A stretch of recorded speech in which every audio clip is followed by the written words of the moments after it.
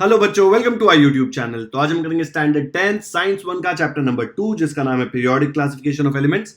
हमने इसका lecture 1 already upload कर दिया है। अगर आपने नहीं देखा तो यहाँ पे राइट साइड में ऊपर एक लिंक आएगा, उस पर क्लिक करो, आपको वो प्लेलिस्ट में लाइन वाइज सारे वीडियोस मिल जाएंगे। चैनल पे ऑलरेडी अलजेब्रा ज्योमेट्री के सारे वीडियोस अपलोडेड है।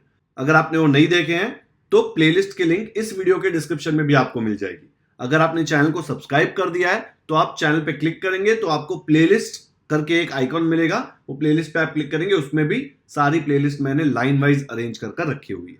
चलो शुरू करते हैं। तो हमने लेक्चर 1 में यहां तक खत्म कर दिया था सब कुछ। अब आते हैं मेंडलीव्स पीरियोडिक टेबल पे। The Russian scientist Dmitri Mendeleev developed the periodic table of elements during the period 1869 to 1872 AD, 150 years पहले। ठीक है, तब उसके पास टाइम पास करने के लिए इंस्टाग्राम नहीं था ना, इसलिए वो मस्त बैठ के पीरियोडिक टेबल बना रहा था। Mendeleev's periodic table is the most important step in the classification of elements. ये आप देखेंगे क्यों वो बहुत इंपॉर्टेंट था। आज की तारीख में मेंडलीव का पीरियोडिक टेबल फॉलो नहीं होता। इसका मतलब ये नहीं कि इसको स्टडी नहीं करना। देखो बच्चों, साइंस में बहुत सारी चीजें ऐसी होती है जो पहले डिस्कवर हुई थी लेकिन 50-100 साल बाद उसको कोई रॉन्ग प्रूव कर देता है। उसका मतलब ये नहीं है कि जो पहले प्रूव हुआ था वो एकदम यूजलेस है। वो यूज करके ही नई चीजें प्रूव होती हैं। ठीक है, तो काफी चीजें ऐसी होगी जो रॉन्ग प्रूव हो जाएगी लेकिन वो चीजें यूजलेस नहीं होती। तो मेंडलीव्स का पीरियोडिक टेबल जो था वो भी यूजलेस नहीं है, वो पीरियोडिक टेबल बहुत काम का है। It is the most important step. Mendeleev considered the fundamental property of elements. Fundamental property of elements उस जमाने में क्या था? It was the atomic mass. ठीक है, याद रखना है कि एटॉमिक मास को कंसिडर करते थे फंडामेंटल प्रॉपर्टी। एटॉमिक मास क्या है? फटाफट से जाके कमेंट्स में बताओ। जिन्होंने लेक्चर 1 देखा है उनको पता होगा। As standard and arranged 63 elements known at that time. तभी सिर्फ 63 एलिमेंट्स पता थे, आज ऑलमोस्ट 120 एलिमेंट्स पता है, right? In an increasing order of their atomic masses. ये 63 एलिमेंट्स जो उसको पता थे, उसने क्या किया? Increasing order of their atomic masses में अरेंज किया। एक सिंगल लाइन में नहीं अरेंज किया, इसने एक टेबल बनाया। ठीक है, then he transform this into the periodic table of elements. उसने अरेंज किया, फिर एक टेबल में इन सबको फिट कर दिया। ठीक है, उसको बोलते हैं Mendeleev's periodic table. In accordance with, क्या बेसिस पे? ऐसे रैंडम नहीं कह रहे ये यहां पे अच्छा लग रहा है। उसने यूज किया physical and chemical properties of these elements. ये 63 एलिमेंट्स की जो भी उसको नोन एलिमेंट्स थे उनकी फिजिकल एंड केमिकल प्रॉपर्टीज देखी और उनको ये टेबल में अरेंज किया। समझ में आया मेंडलीव ने क्या किया? ये सारी चीज में एक ही चीज इंपॉर्टेंट है कि उसने क्या कंसिडर किया? उसने एटॉमिक मास कंसिडर किया। ठीक है, बाकी सब ये है वो ठीक है, अच्छा लगता है पढ़ने में, लेकिन ये फंडामेंटल चीज है, ये याद रखने जैसी चीज है। ओके, नेक्स्ट पेज पे आते हैं। फिर से लिखा है Mendeleev organized the periodic table on the basis of the chemical and physical properties of the elements. ठीक है, फिर से वही, उसने chemical and physical properties use करी। These were the molecular formulae of hydrides and oxides of the elements. ये कौन सी property थी केमिकल एंड फिजिकल? उसने क्या यूज किया? हाइड्राइड्स यूज किए। मतलब ये जो एलिमेंट्स थे ना, ये जो एलिमेंट्स है इनका हाइड्रोजन के साथ जो रिएक्शन होके जो प्रोडक्ट आता है उसको हाइड्राइड बोलते हैं। ठीक है, और उनका ऑक्सीजन के साथ जो रिएक्शन होता है उसके साथ जो प्रोडक्ट आता है उसको ऑक्साइड बोलते हैं। ठीक है, तो इनकी प्रॉपर्टीज उसने यूज की, इनके मेल्टिंग पॉइंट्स यूज किए। ये एलिमेंट्स के melting points, boiling points, densities क्या है उनकी, ठीक है, एंड उनके हाइड्राइड्स एंड ऑक्साइड्स रिपीट कर दिया है उसने, ये यूज किया। Mendeleev found that the elements with similar physical and chemical properties repeat after a definite interval. ये रिपीट होते हैं। एक कब रिपीट होते हैं? After definite interval. अगर ऐसा रिपीटेशन पॉसिबल है तो ही तो आप उनको एक टेबल में फिट कर सकते हैं ना, कि हाँ भाई तुम सब इतनी देर बाद रिपीट हो रहे हो, तुम सब एक साथ एक टीम में रहो। ठीक है, on the basis of this finding Mendeleev stated the following periodic law. क्या था पीरियोडिक लॉ?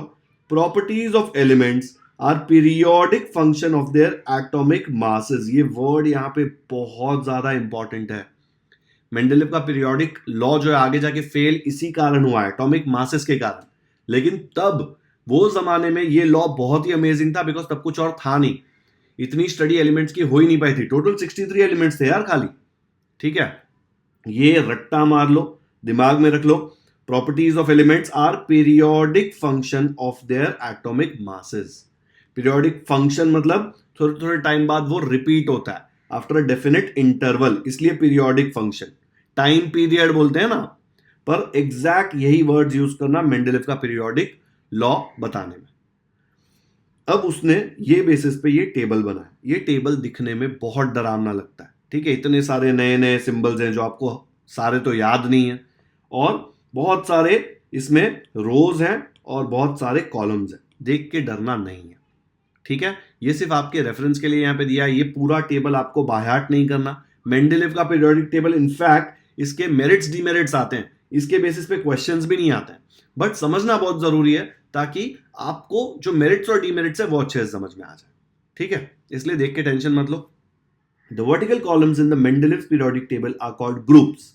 ये जो है ना वर्टिकल कॉलम्स, इसको ग्रुप्स बोलते हैं। यार आपके स्कूल का जो टाइम टेबल होता है उसमें जो वर्टिकल कॉलम्स होते हैं डेज के, है ना, संडे मंडे ट्यूसडे, संडे को तो छुट्टी होती है, Monday Tuesday Wednesday Thursday Friday Saturday, तो ये जो आपके डेज हैं वो यहाँ पे ग्रुप्स हैं।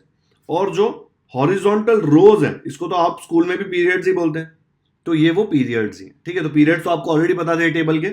अब ये जो नई चीज है कॉलम, इसको यहाँ पे ग्रुप्स बोलते हैं, डे नहीं बोलते हैं, ठीक है। डे क्या करेगा भाई एलिमेंट में, तो while the horizontal rows are called periods। ये दो नई चीज समझ गए। दिख रहा है कितने ग्रुप्स है, 1 2 3 4 5 6 7 8 ग्रुप्स हैं यहाँ पे। और पीरियड्स कितने दिख रहा है, उसने 12 पीरियड्स डिफाइन किए हुए हैं। नहीं करना है याद, नहीं पूछते हैं, ठीक है। ये जो आप देख रहे हैं ना, ये पुराने जमाने की लिखने की स्टाइल थी। अब आप R2O ऐसे नहीं लिखते। R2O का मतलब R के जगह पे कोई भी एलिमेंट आ सकता है, ठीक है। तब R का कोई सिंबल है नहीं यहाँ पे, तो उन्होंने R एज, आप कैसे मैथ्स में अलजेब्रा में कुछ नहीं पता होता तो X यूज करते हैं, X की जगह पे कोई भी आ सकता है, R वैसी चीज है, ठीक है। तो R की जगह पे यहाँ पे H आ सकता है, R की जगह पे यहाँ पे Li आ सकता है, R की जगह पे Na आ सकता है। तो पहले जमाने में अगर वाटर का फॉर्मूला लिखूं तो वाटर का फॉर्मूला आप लोग H2O ऐसे लिखते हैं ना, पहले जब मेंडलीव ने ये सब दिया था तब H2O ऐसा लिखते थे, ठीक है। आया समझ में, पर ये पुरानी थी इसलिए अब ये नहीं यूज करते, ये यूज करते हैं, ठीक है। ये ऐसे उसने लिखा हुआ है। RH4, इसका मतलब क्या होता है, R मतलब जो भी यहां पे आ रहा है CH4, ये SI उधर जाएगा तो SiH4, ठीक है। वो ये क्या बता रहा है, ये मॉलिक्यूलर फॉर्मूले बता रहा है, ये जो एलिमेंट्स है जो ऑक्सीजन के साथ बनाते हैं, या फिर हाइड्रोजन, हाइड्राइड्स जो बोल रहा था वो हाइड्रोजन के साथ बनाते हैं। हाइड्रोजन क्या होता है, हाइड्रोजन, ठीक है। ये था मेंडलीव का पीरियोडिक टेबल। टेबल देख के डरना नहीं है, सिर्फ इतना बड़ा दिया था इसलिए बॉक्स मैंने आपको एक्सप्लेन किया। नीचे मेंडलीव अंकल के बारे में थोड़ी इंफॉर्मेशन दी गई है, पढ़ लेते हैं यार। उसने इतना इंपॉर्टेंट काम किया है, वो भी इतने सालों पहले। डिमिट्री मेंडलीव 1834 से 1907 तक वो जिंदा थे। 1907 इंपॉर्टेंट क्यों है, बिकॉज इसका एक जो डीमेरिट है ना, डीमेरिट मतलब ये डिमिट्री वाला डीमेरिट नहीं, डीमेरिट मतलब ये मेंडलीव पीरियोडिक टेबल की जो खामी है वो ये डेट पे डिपेंड करती है, क्योंकि मेंडलीव मरने के बाद एक चीज डिस्कवर हुई, वो इसमें फिट नहीं हो रही थी। तो मेंडलीव बेचारा उसके बारे में क्या करेगा, उसको पता ही नहीं था कि ऐसी चीज एग्जिस्ट करती है, ठीक है। Was a professor in the Saint Petersburg University. He made separate card for every known element showing its atomic mass. सबका एक एक कार्ड बनाया। He arranged the cards in accordance with the atomic masses and properties of the elements। आप WWF के WWE के cards लेते हो ना, ट्रम्प कार्ड्स, सबके वेट के अकॉर्डिंग अरेंज करते हो या फिर हाइट के अकॉर्डिंग, वैसे इसने क्या किया, एलिमेंट्स के कार्ड्स बनाए, ट्रम्प कार्ड्स, और atomic masses and properties of elements के हिसाब से अरेंज किए, which resulted in the invention of the periodic table of elements। ठीक है, ये है डिमिट्री मेंडलीव। सब सेम दिखते हैं ना। आते हैं नेक्स्ट पेज पे। There are some vacant places in the Mendeleev's periodic table. In some of these places, the atomic masses are seen to be predicted। ये दिख रहा है यहां पे ये माइनस नहीं है, ये ब्लैंक है, ब्लैंक इक्वल टू 44। ब्लैंक मतलब वहां पे कोई एलिमेंट आने वाला है, मेंडलीव ने पहले से प्रेडिक्ट कर लिया था, ठीक है। यहां पे देखो blank equal to 68, blank equal to 72, दिख रहा है। तो ये चीजें उसने पहले से छोड़ी थी। इतना एडवांस्ड आदमी है कि उसने पहले से प्रेडिक्ट किया कि भाई ये 3 एलिमेंट आने वाले हैं, इनका एटॉमिक मास ये होने वाला है, ठीक है। Of these places, the atomic masses are seen to be predicted. Enlist 3 of these predicted atomic masses along with their group and period। ये हम लोग आगे पढ़ेंगे ना जब मेरिट्स में इसके बहुत फायदे क्या थे वहां पे सेकंड पॉइंट में ये दिया हुआ है, तो मैं तभी आपको एक्सप्लेन कर दूंगा, वो आंसर ऑटोमेटिकली वहां पे हो जाएगा। सेकंड पे जाते हैं।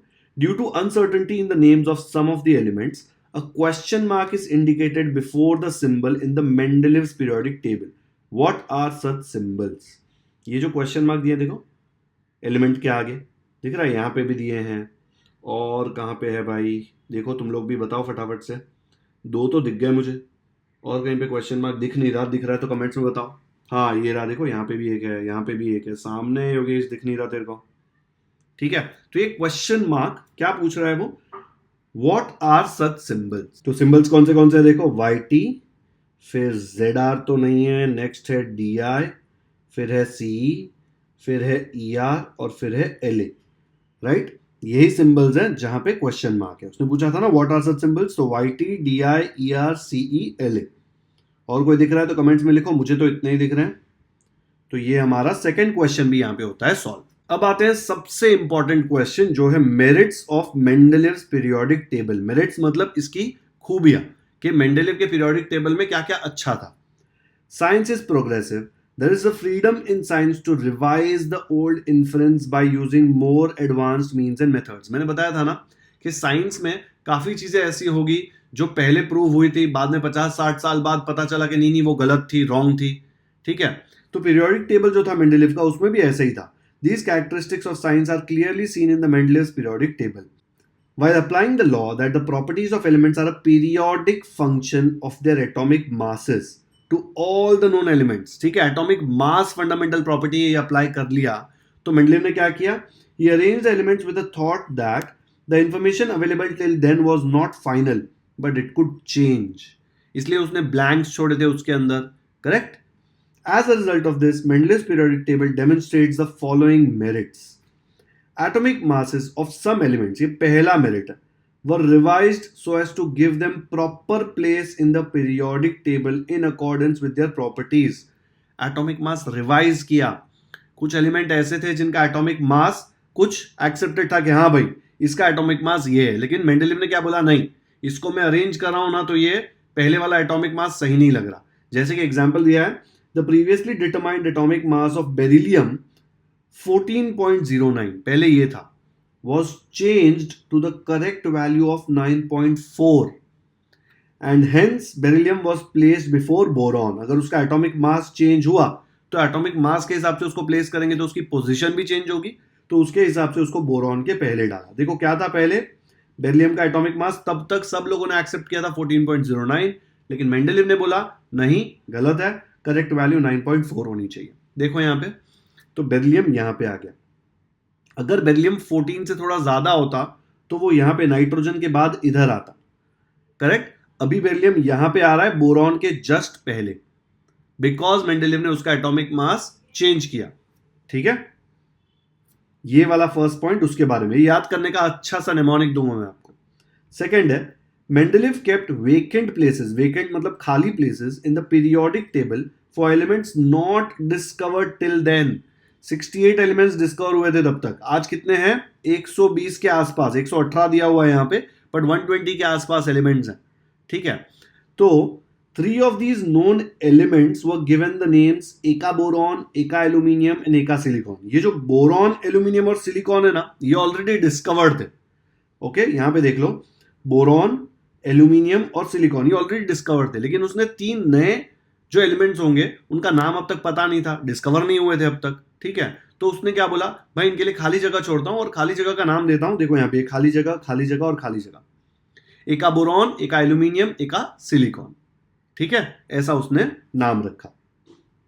बाद में जब असली नाम पता चलेगा तो नाम को रिप्लेस कर देंगे। क्यों रखा एका boron, eka aluminium, eka silicon? From the known neighbours and their atomic masses were indicated as 44, 68 and 72। ये नाम उसने उसके नेबर्स के हिसाब से रखा। देखो ना यहाँ पे बोरॉन और एल्यूमिनियम यहाँ पे, तो ये खाली जगह एका बोरॉन, एका एल्यूमिनियम, और सिलिकॉन यहाँ पे, तो इसका नाम रख दिया एका सिलिकॉन, ठीक है। और इनका एटॉमिक मास भी भाई उसने प्रेडिक्ट कर लिया। दिख रहा है कितना स्मार्ट है मेंडलीव, 44, 68, 72। आपको याद रखना है कि मेंडलीव को बहुत ज्यादा ऐसा नहीं है कि लोगों ने रिकॉग्नाइज किया था तभी, ठीक है, नोबेल प्राइज के लिए उसको नॉमिनेट भी जब किया था 1906 में या 1905 में, तब उसको नोबेल प्राइज मिला भी नहीं, जबकि ये बहुत बड़ी अचीवमेंट थी पीरियोडिक टेबल बनाना।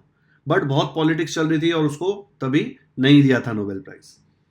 तो उसने एटॉमिक मासेस भी प्रेडिक्ट कर लिए, which is a very big thing. Not only this but their properties were also predicted. भाई तुम समझो, ये एलिमेंट अभी तक डिस्कवर भी नहीं हुए थे, नाम भी नहीं पता थे, कुछ नहीं पता था। उसने क्या बोला, पहले तो उनको नाम दे दिए, एका boron, eka aluminium, eka silicon. क्यों नाम दिए ऐसे? उनके नेबर्स के हिसाब से, आजू बाजू में जो है उनके हिसाब से उसको नाम दे दिया। प्लस उनके एटॉमिक मासेस भी उसने इंडिकेट कर दिया कि भाई ये आने चाहिए 44, 68 एंड 72। ऑल्सो उसने बोला यही नहीं, देयर प्रॉपर्टीज ऑल्सो प्रेडिक्टेड। ठीक है, अब देखो क्या हुआ। Later on these elements were discovered and named as scandium symbol SC, gallium symbol Ga and germanium symbol Ge respectively. ये तीन जो थे, eka boron, eka aluminium, eka silicon. The properties of these elements matched well with those predicted by Mendeleev. उसको पता भी नहीं था elements, लेकिन उसने उनके एटॉमिक मासेस प्रेडिक्ट किए, उनकी प्रॉपर्टीज भी जो प्रेडिक्ट की थी वो काफी मैच हो गई। See table 2.4। Due to this success all were convinced about the importance of Mendeleev's periodic table. ठीक है, ये बहुत ही बड़ा अचीवमेंट था, सब लोग कन्विंस हो गए, लेकिन फिर भी उसको नोबेल प्राइज तो नहीं दिया। And this method of classification of elements was accepted immediately. यहां पे देख लो, प्रॉपर्टी दी हुई है एका एल्यूमिनियम, मेंडेलिव ने जो प्रेडिक्ट किया वो, और एका एल्यूमिनियम क्या निकला असली? गैलियम। ठीक है, यहां पे देख लो, एका बोरॉन जो है वो स्कैंडियम, एका एल्यूमिनियम जो है वो गैलियम, एका सिलिकॉन जो है वो जर्मेनियम। ठीक है, तो इसका टेबल दिया है, एका एल्यूमिनियम और गैलियम। ये पूछते नहीं है, बस आपको टेबल दिया है यहाँ पे ताकि आप समझ सको कि कितना सिमिलर था। देखो, एटॉमिक मास मेंडेलिव ने प्रेडिक्ट किया कि 68 आएगा ये एलिमेंट का, एक्चुअल एटॉमिक मास है 69.7, बहुत ज्यादा दूर नहीं है। इमेजिन करो उसको पता ही नहीं था ये एलिमेंट आएगा, उसके बावजूद उसने प्रेडिक्ट किया। डेंसिटी 5.9 प्रेडिक्ट की, 5.94 आई, वेरी क्लोज। मेल्टिंग पॉइंट उसने बोला बहुत लो होगा, वेरी लो नहीं बट लो होगा, तो हाँ 30.2 is actually very low melting point. Formula of chloride, chloride मतलब क्लोरीन के साथ अगर ये एलिमेंट रिएक्ट करेगा, ये ई एलिमेंट, तो बनाएगा ECl3। ये ई के जगह पे क्या आया एलिमेंट नया? Gallium Ga। तो ये ई के जगह पे देखो Ga आ गया और Cl3 के जगह पे Cl3 आया। मतलब उसने बोला था क्लोराइड ऐसा ही बनेगा, एलिमेंट Cl3, देखो एलिमेंट Cl3। ऑक्साइड के साथ उसने बोला ऐसा आएगा E2O3। ई मतलब एलिमेंट, देखो एलिमेंट के जगह पे आ गया Ga, 2 के जगह 2, O के जगह O, 3 के जगह 3। मतलब उसने ये भी सही प्रेडिक्ट किया। और ऑक्साइड का नेचर कैसा होगा? एम्फोटेरिक होगा, यहां पे इसीलिए एम्फोटेरिक ऑक्साइड ही आया है। एम्फोटेरिक ऑक्साइड का मतलब आपको पूछेंगे नहीं, लेकिन एसिड और बेस दोनों जैसा एक्ट करने वाला जो ऑक्साइड होता है उसको एम्फोटेरिक। एम्फोटेरिक वर्ड का मतलब होता है बोथ वेज, तो acid and base both ways में एक्ट करता है, इसलिए उसको एम्फोटेरिक ऑक्साइड बोलते हैं। और वही आया था दोनों जगह। ठीक है, जो मेंडेलीव ने प्रेडिक्ट किया और जो असलियत एक्चुअल में आया, तो दिख रहा है कि मेंडेलीव ने बहुत ही अच्छा काम किया है। ये सबसे इंपॉर्टेंट पॉइंट है सेकंड वाला। ठीक है, ये टेबल नहीं बनाना है, टेंशन मत लो। Third, there was no place reserved for noble gases in Mendeleev's original periodic table. ये नोबल गैसेस मतलब क्या? इनर्ट गैसेस, जो गैस किसी के साथ रिएक्ट नहीं करते, नियॉन, आर्गॉन, ये सारे जो है ना, वो किसी के साथ रिएक्ट नहीं करते, लेकिन वो तब तक डिस्कवर नहीं हुए थे। ठीक है, जब मेंडेलीव ने पीरियोडिक टेबल बनाया तब वो डिस्कवर नहीं हुए थे। However, when noble gases such as helium, neon and argon were discovered towards the end of the 19th century, 1890s में जब ये डिस्कवर हुए, तो मेंडेलीव ने क्या किया? उसने बोला भाई टेबल में सब एलिमेंट्स मस्त आराम से बैठे हैं, उनको डिस्टर्ब नहीं करेंगे, हम क्रिएट करेंगे एक zero group without disturbing the original periodic table in which the noble gases were fitted very well. ये जीरो ग्रुप क्यों बोलते हैं इनको? बिकॉज ये जो गैसेस है ना, नियॉन, आर्गॉन, हीलियम, ये रिएक्ट नहीं करते किसी के साथ, इनको जीरो फर्क पड़ता है किसी के साथ। आप हीलियम को बिठा दो सल्फर के साथ, वो बोलेगा सल्फर तू तेल लेने जा, मुझे कोई फर्क नहीं पड़ता। क्यों? बिकॉज हीलियम, नियॉन, आर्गन ये सब नोबल गैसेस, इनर्ट गैसेस है, ये किसी के साथ रिएक्ट नहीं करते, इनको जीरो फर्क पड़ता है किसी से। ऐसा सोचो, आपको फर्क पड़ रहा होगा तो आप रिएक्ट कर लेंगे ना, इनको जीरो फर्क पड़ता है, इसलिए उसने जीरो ग्रुप बना दिया। तो मेंडेलीव ने क्या किया? ये जो पीरियोडिक टेबल है ना, उसके यहाँ पे एक कॉलम बना दिया अलग से, जिसको नाम दे दिया जीरो ग्रुप। दिख रहा है ना, ग्रुप ऐसे होता है, सब्जेक्ट वाला ग्रुप होता है, आपके जो पीरियड्स होते हैं स्कूल में वैसे ही। तो ये जो ग्रुप है उसको नाम दे दिया उसने जीरो ग्रुप और मस्त वहां पे फिट हो गए। तो ये भी एक मेंडेलेव के पीरियोडिक टेबल का एडवांटेज था कि जो चीजें आई नहीं थी अब तक वो आई, तब भी उसने उसको बहुत अच्छे से फिट कर दिया। ठीक है, तो 3 चीजें क्या थी। पहला था कि बेरिलियम, कुछ एटॉमिक मासेस जो हैं वो गलत थे, लेकिन बेरिलियम ने उनकी प्रॉपर्टीज प्रेडिक्ट करी, उसके हिसाब से उनका एटॉमिक मास चेंज किया और वो एटॉमिक मास जो चेंज किया वो सही निकला। इसमें एग्जाम्पल किसका देना है आपको, एग्जाम्पल देना है atomic mass of beryllium which was 14.09 was changed to correct value 9.4 and इसके कारण जो बेरिलियम है उसकी पोजीशन क्या हुई, उसकी पोजीशन बोरॉन के पहले आ गई। ठीक है, बस इतना ही लिखना है वहां पे। सेकंड क्या इंपॉर्टेंट था, कुछ एलिमेंट्स जो अनडिस्कवर्ड थे, तब तक डिस्कवर नहीं हुए थे, उनको उसने नाम दे दिया, एका boron, eka aluminium, eka silicon. और क्यों नाम दिया, नेबर्स के हिसाब से, प्लस उनके एटॉमिक मासेस भी इंडिकेट कर दिए, ये याद होने चाहिए 44, 68, 72। एक टेबल बना के दे दूंगा जब क्वेश्चन आंसर्स करेंगे। नॉट ओनली दिस, उनकी प्रॉपर्टीज भी उसने प्रेडिक्ट करी। आगे जाके जब ये एलिमेंट्स डिस्कवर हुए, उनका नाम आया स्कैंडियम, गैलियम एंड जर्मेनियम, तो इनकी जो प्रॉपर्टीज उसने प्रेडिक्ट करी थी वो बहुत अच्छे से मैच हुई। इसीलिए ये जो सक्सेस मिली, इसके कारण मेंडलेव पीरियोडिक टेबल का इंपॉर्टेंस बढ़ा और इसको इमीडिएटली एक्सेप्ट कर लिया गया। ठीक है, ये सब इमीडिएटली एक्सेप्ट कर लिया, आप बोल रहे हैं, लेकिन मेंडलेव को कुछ ज्यादा क्रेडिट दे नहीं रहे थे लोग तभी। अभी जो हुआ है, अभी क्या मेंडलेव का पीरियोडिक टेबल अब काम नहीं करता बिकॉज गलत है, बट बहुत सालों तक वो सही था। उसके पास जो इंफॉर्मेशन थी उसके हिसाब से वो पीरियोडिक टेबल उसने बहुत अच्छा बनाया था। ठीक है, ये प्रॉपर्टीज उसने दी है यहाँ पे, हमको सिर्फ रेफरेंस के लिए देखने के लिए था, इसको हमें लिखना नहीं है वहां पे आंसर में। ये बहुत अच्छा इंपॉर्टेंट पॉइंट है कि नोबल गैसेस तब तक डिस्कवर नहीं हुए थे। कौन से noble gases, helium, neon, organ नहीं, अर्गॉन। ठीक है, इनको उसने जीरो ग्रुप में प्लेस कर दिया बिकॉज इनको जीरो फर्क पड़ता है किसी से, और ये मस्त फिट हो गए पीरियोडिक टेबल में। डन, तो इसके 3 मेरिट्स हमने कर लिए। अब आते हैं इसके डीमेरिट्स। ये जो पैराग्राफ दिया है ना, ये पैराग्राफ यहाँ पे डीमेरिट्स में डिस्कस हो जाएगा। ठीक है, और मैंने यहाँ पे आपको बोला था, ये देखो कौन सा आंसर इसमें हो जाएगा, हाँ ये रहा फर्स्ट वाला मैंने आपको बोला था कि ये हम लोग मेरिट्स में डिस्कस कर लेंगे। देखो यहाँ पे, there are some vacant places in the Mendeleev's periodic table. In some of these places the atomic masses are seen to be predicted. Blank spaces जो थी, enlist 3 of these predicted atomic masses along with the group and period। ये रहा scandium, gallium, germanium. ठीक है, ये रहा scandium, gallium, germanium. इनका scandium का पीरियड है 4th, गैलियम और जर्मेनियम का है 5th, उनका ग्रुप है 3 and 4। ठीक है, तो इसका आंसर हमको यहीं पे मिल गया। आया समझ में? और ये वाला हम इसके नेक्स्ट डीमेरिट्स में डिस्कस कर लेंगे।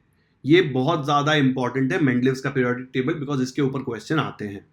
ओके, चलो डिस्कस करते हैं डीमेरिट्स। मतलब इसमें हमने खूबियां डिस्कस कर ली, अब इसकी खामियां, इसमें क्या इश्यूज थे वो हम लोग डिस्कस कर रहे हैं।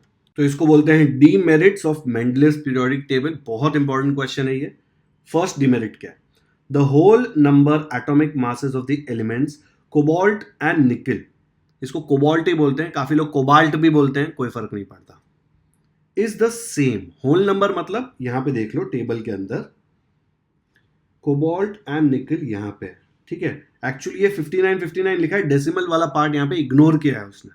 होल नंबर वाला पार्ट सेम था, डेसिमल नंबर वाला पार्ट थोड़ा अलग है। एक्चुअल में कोबाल्ट का एटॉमिक मास है 58.93, तो आप उसको 58.9 लिख सकते हैं, और निकल का एटॉमिक मास है 58.69, आप उसको 58.7 लिख सकते हैं ना, 69 इज ऑलमोस्ट 70, तो आप 70 की जगह 7 लिख सकते हैं। ठीक है, तो इसके हिसाब से तो कोबाल्ट और निकल में निकल पहले आना चाहिए, बिकॉज निकल 58.7 है, ये 58.9 है। बट आप अगर पीरियोडिक टेबल में देखें तो उसने क्या किया है, कोबाल्ट पहले लिखा है, निकल बाद में लिखा है। तो इसके कारण क्या हुआ, there was an ambiguity regarding their sequence, confusion था। एम्बिग्विटी मतलब वहां पे कंफ्यूजन था regarding their sequence in Mendeleev's periodic table. ये एटॉमिक मासेस आपको लिखने हैं तो लिख लो वहां पे, आप आपके आंसर पॉइंट में मेंशन कर सकते हो। सेकंड है आइसोटोप्स। अभी आइसोटोप्स जो है, they were discovered long time after Mendeleev put for the periodic table. 1910 और 1915 के बीच में आइसोटोप्स डिस्कवर हुए थे। ठीक है, मेंडलेव 1907 में चले गए, है ना, 1907 मैंने डेट बोला था ना, उनके मरने के बाद आइसोटोप्स डिस्कवर हुए, तो बेचारे कहां से प्लेस करेंगे। और आइसोटोप एक ऐसी चीज थी जो तब तक किसी ने इमेजिन भी नहीं करी थी। मेंडलेव ने कुछ एलिमेंट्स जो है वो बोला था कि हाँ ये डिस्कवर होंगे तो उनकी प्रॉपर्टीज ऐसी होंगी, बट आइसोटोप एक ऐसी प्रॉपर्टी है आइसोटोप की तब तक किसी ने सोचा भी नहीं था। मैं आपको बताता हूँ आइसोटोप क्या होता है। As isotopes have the same chemical properties but different atomic masses. समझ में आ रहा है? अगर एटॉमिक मास डिफरेंट है, मेंडेलेव का पूरा पीरियोडिक टेबल एटॉमिक मास के ऊपर डिपेंड करता है। अगर किसी चीज का एटॉमिक मास डिफरेंट है तो वो 2 बार आएगा। तो चैलेंज क्या था? was posed in placing them in the Mendeleev's periodic table। उसको अलग जगह प्लेस करना पड़ेगा बिकॉज उसका एटॉमिक मास तो अलग है। एग्जाम्पल इमेजिन कर लो, यहां पे इसने कार्बन रखा है, ठीक है, कार्बन 12, लेकिन अगर कार्बन का एक अलग आइसोटोप आए जिसका एटॉमिक मास 14 हो, तो उसको कहां पे प्लेस करेंगे? उसको इधर बोलेंगे एक कार्बन तू चल वेट लॉस कर, ट्रेडमिल पे भाग, और एटॉमिक मास 12 कर, तेरे को इधर ही रखेंगे। ऐसे तो नहीं चलता ना। ये 12 वाले को बोलेंगे तो बहुत खा, तू इधर चला जा 14 के यहाँ पे, क्योंकि अगर 14 आया तो उसको मेंडेलिव के हिसाब से यहां प्लेस करना चाहिए। मेंडेलिव ने ये प्रॉब्लम कभी सोचा नहीं था बिकॉज ये प्रॉब्लम तभी एग्जिस्ट ही नहीं करता था। आइसोटोप नाम की चीज 1910 के बाद हुई, ठीक है, और मेंडेलिव खुद 1907 में तो he had passed away already, ठीक है। तो ये प्रॉब्लम उसने सोचा नहीं बिकॉज ये प्रॉब्लम तभी एग्जिस्ट नहीं करता था। आया समझ में? अब आइसोटोप्स क्या होते हैं वो हम डिस्कस करते हैं, और वो डिस्कस करने के बाद आपका ये वाला क्वेश्चन भी आंसर हो जाएगा, ठीक है। तो आइसोटोप्स में मैं कार्बन का एग्जांपल ले रहा हूं। जो नॉर्मल कार्बन होता है उसमें 6 प्रोटॉन्स एंड 6 इलेक्ट्रॉन्स होते हैं, लेकिन कार्बन के आइसोटोप्स भी एग्जिस्ट करते हैं। अभी आइसोटोप जो होता है ना, उसमें ऑलमोस्ट सारी जो उनकी केमिकल प्रॉपर्टीज होती है वो सेम होती है, बस उनकी थोड़ी सी फिजिकल प्रॉपर्टीज में हो सकता है चेंज आ जाए। जैसे कार्बन को आप आइसोटोप में देखेंगे तो एक कार्बन 13 और कार्बन 14 आता है। अब देखो यहाँ पे, इसमें 6 प्रोटॉन, इसमें 6 प्रोटॉन, इसमें 6 प्रोटॉन, इसमें 6 इलेक्ट्रॉन, 6 इलेक्ट्रॉन, 6 इलेक्ट्रॉन। डिफरेंस कहां पे आता है? जो नॉर्मल कार्बन होता है उसमें 6 न्यूट्रॉन्स होते हैं, लेकिन कार्बन 13 में 7 न्यूट्रॉन, एक न्यूट्रॉन ज्यादा है, इसलिए देखो 6 + 7 क्या होता है? 13, इसलिए कार्बन 13। जो कार्बन 14 है वो तो और बहुत रेयर है, मिलता नहीं है, जनरली बहुत कम मिलता है, उसमें 8 न्यूट्रॉन है। तो दिख रहा है 8 + 6 14। बाकी सब कुछ सेम है, सिर्फ यहीं पे डिफरेंस है, वो भी एक एक का। आपको एटॉमिक नंबर याद है? मैंने बोला था pan number, proton atomic number. Proton कितने हैं? 6, तो इसका एटॉमिक नंबर भी 6 है। इसके प्रोटॉन कितने हैं? 6, तो इसका एटॉमिक नंबर भी 6 है। इसके प्रोटॉन कितने हैं? 6, तो इसका एटॉमिक नंबर भी 6 है। तीनों का एटॉमिक नंबर सेम है, बट एटॉमिक मास चेंज हो जाएगा। एटॉमिक मास क्या होता है? Protons plus neutrons. तो यहां पे एटॉमिक मास क्या आएगा? 6 + 6 12, तो इसको कार्बन 12 बोलते हैं। इधर क्या आएगा? 6 + 7 13, इसलिए इसको कार्बन 13 बोलते हैं। यहां पे आएगा 6 + 8 14, इसलिए इसको कार्बन 14 बोलते हैं। तो एटॉमिक मास तीनों का अलग अलग है, और मेंडेलिव का पीरियोडिक टेबल एटॉमिक मास पे डिपेंड करता था। तो अगर एटॉमिक मास पे डिपेंड करता है तो ये तीनों को आप पीरियोडिक टेबल में डालेंगे कहां पे? डालना तो पड़ेगा बिकॉज एटॉमिक मास के बेसिस पे डाल रहे हैं, तो नहीं डाल पाएंगे। मेंडेलिव ने ये सोचा नहीं था बिकॉज उसको पता नहीं था कि आगे जाके लाइफ में आइसोटोप आने वाला है भाई, ठीक है। मेंडेलिव को और बहुत कुछ नहीं पता था, बट उसको जो पता था उसके हिसाब से उसने बहुत सही बनाया था। बट आइसोटोप्स में क्या इशू आया समझ में आया? पक्का? न्यूट्रॉन्स अलग अलग है, दिख रहा है खाली। तो ये सेकेंड वाला जो पॉइंट है ये अपना खत्म होता है। याद रखना है बच्चों, ऐसे नहीं सोचना कि मेंडेलिव को कंफ्यूजन हुआ था। मेंडेलिव को कोई कंफ्यूजन नहीं हुआ था बिकॉज मेंडेलिव को पता ही नहीं था कि आइसोटोप जैसा कुछ एग्जिस्ट करता है। वो तो बेचारा बहुत पहले ही पीरियोडिक टेबल बना चुका था। अब एक और क्वेश्चन था यहाँ पे, chlorine has 2 isotopes, namely chlorine 35, ये विज मतलब नेमली होता है, ठीक है, शॉर्ट फॉर्म है। Chlorine 35 and chlorine 37, their atomic masses are 35 and 37। दिख रहा है ना? कार्बन को मैं कार्बन 12 बोल रहा था, तब उसका एटॉमिक मास 12 था। क्लोरीन 35 मतलब उसका एटॉमिक मास 35, क्लोरीन 37 मतलब उसका atomic mass 37। Their chemical properties are same, ठीक है, दोनों के केमिकल प्रॉपर्टीज सेम ही है, उनका एटॉमिक मास अलग है खाली। Where should these be placed in Mendeleev's periodic table? In different places और इन द सेम प्लेस? ये सवाल क्यों उठता है? बिकॉज मेंडेलिव ने तो एटॉमिक मास यूज किया था। अगर एटॉमिक मास अलग अलग है तो उनको टेबल में अलग अलग पोजीशन मिलनी चाहिए थी ना। तो इसका आंसर आना चाहिए कि मेंडेलिव के पीरियोडिक टेबल में इनको डिफरेंट प्लेसेस पे होना चाहिए था, बिकॉज पूरा पीरियोडिक टेबल एटॉमिक मास पे डिपेंडेंट है, और अगर एटॉमिक मास अलग है तो उनको अलग अलग रखना पड़ेगा। आया समझ में? अब कुछ बच्चे इसके पहले जो बेल बजी है ना, वो बेल पे कॉन्सेंट्रेट करेंगे और बोलेंगे अरे बेल कहां बज रही है, पढ़ने में ध्यान दो यहाँ पे, ठीक है। आइसोटोप समझ में आया क्या होता है? इसका आंसर समझ में आया कि अलग अलग जगह पे रखना पड़ेगा, ठीक है। तो डीमेरिट्स में हमने सेकेंड पॉइंट कवर कर लिया। थर्ड देखते हैं, when elements are arranged in an increasing order of atomic masses, जो मेंडलीव ने किया था, the rise in atomic mass does not appear to be uniform. Uniform मतलब ऐसा नहीं है कि पहला एक एलिमेंट आया उसका एटॉमिक मास 23 है, फिर नेक्स्ट वाला 25 है, फिर वापस 2 से बड़ा 27 है, फिर 2 से बड़ा 29 है। यूनिफॉर्म नहीं है, कुछ भी है।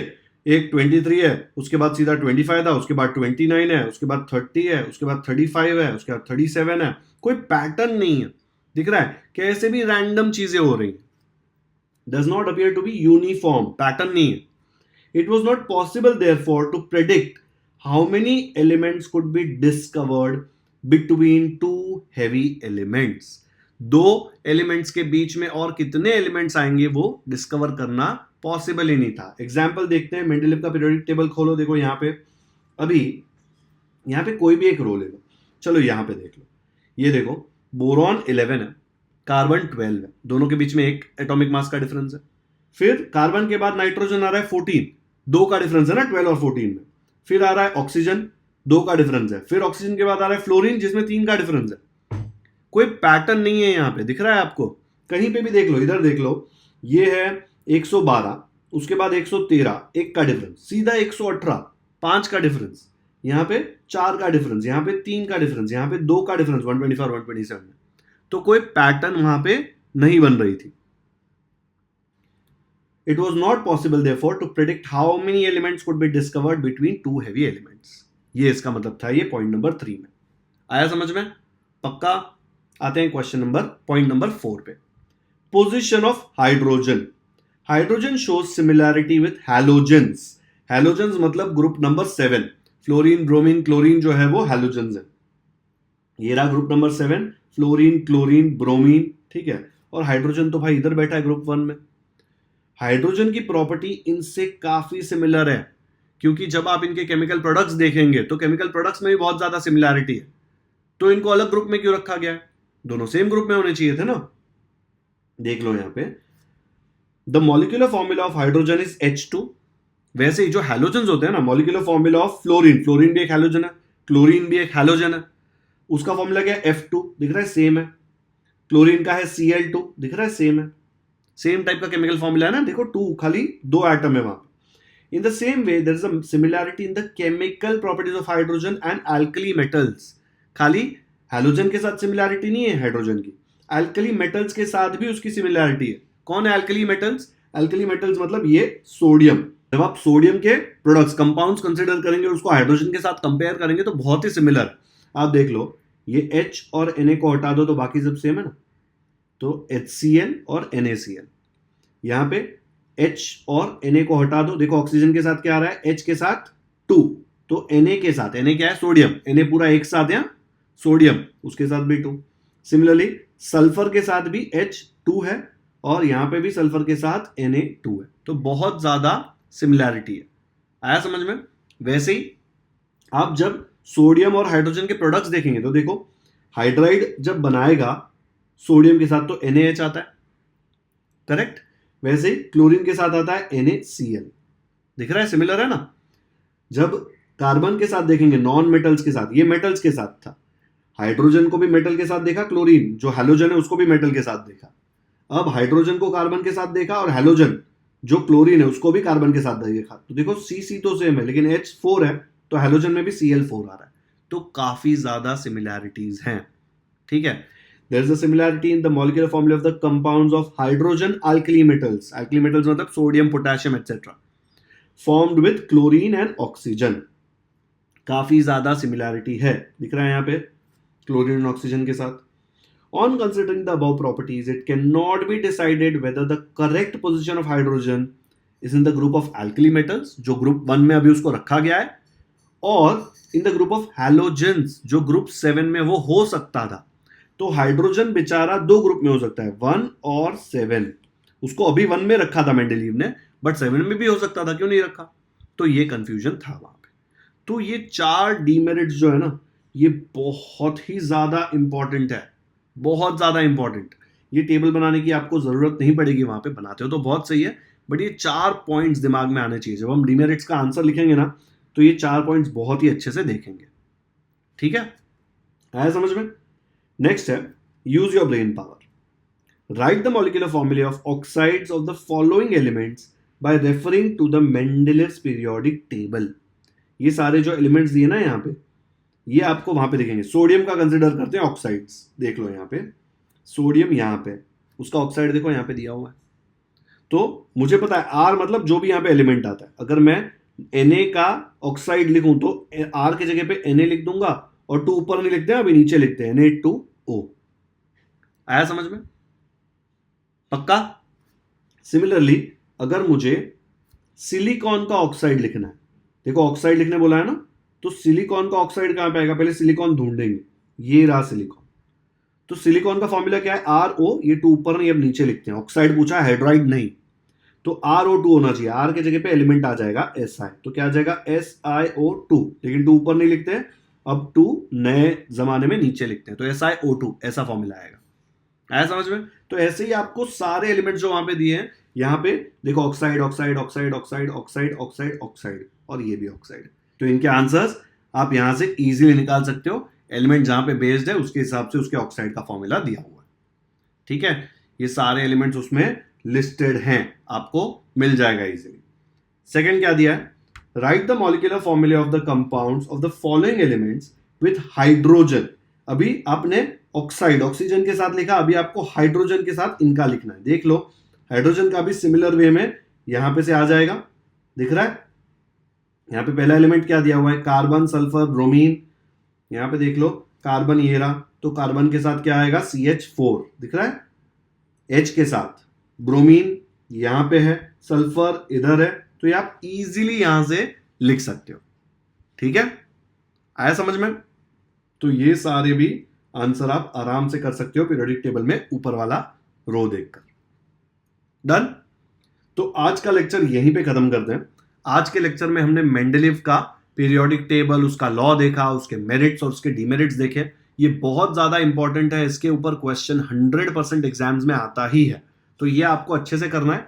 इसके आंसर जब मैं आपको एक्सरसाइज सॉल्व कराऊंगा तब दे दूंगा, ठीक है? तब आपको नेमोनिक्स भी दूंगा कि ये एलिमेंट्स याद कैसे करने। बहुत ही ईजी वे है याद करने का, बिल्कुल भी आपको तकलीफ नहीं होगी याद करने में।